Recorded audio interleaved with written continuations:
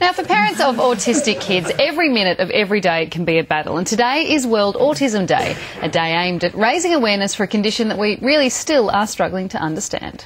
Come on, Damon, time to get dressed, buddy.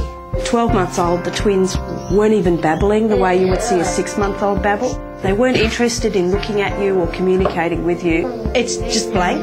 In our guts, we knew something was wrong.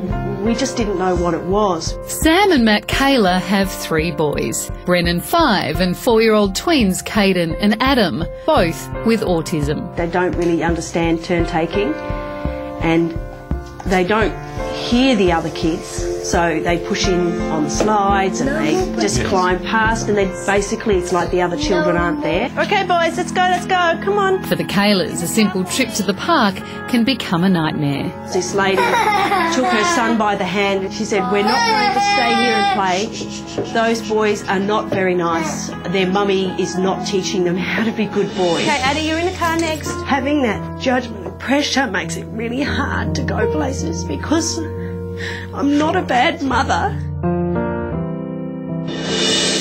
Autism is a lifelong condition.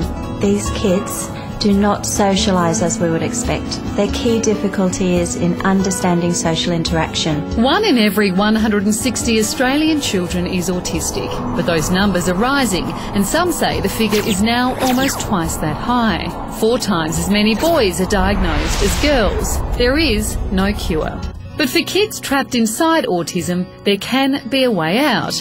It's called early intervention. Intensive social and language treatment of at least 20 hours a week, from music therapy to dancing, can be the key to unlocking their reclusive world. Can mean the difference between being non-verbal and being able to communicate. And that means the difference between employment or unemployment, potentially having a partner in life to share your life with, or to be alone and isolated. Good job. But for parents, early intervention is time-consuming and expensive. What I found very quickly is all of a sudden I was trying to be a mum to 2 children with autism, and I was also trying to achieve 20 hours of intervention and therapy for them, which is what's recommended, and I found very quickly that it was physically impossible to do. Chris Gates has 2 autistic kids, 4-year-old Emily and Matt, who's 2.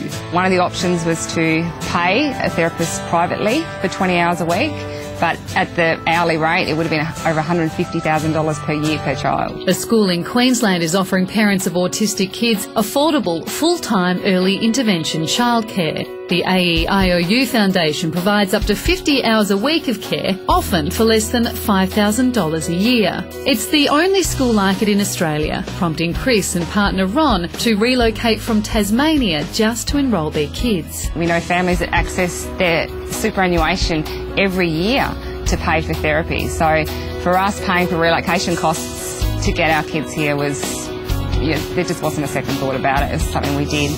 You think you're funny. And for the Kaylas, it's turned their lives around. With AIU, they are really making big strides, and the other side of it is the pressure on the parents is so much lifted. Time for games.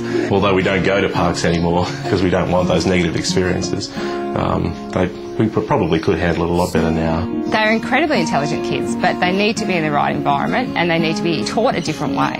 All I know as a parent is that the more intervention and more help and more therapy I give them at this early age, the brighter their future will be. There just needs to be more funding for those type of schools, plain and simple. More funding. Absolutely. Some more news now.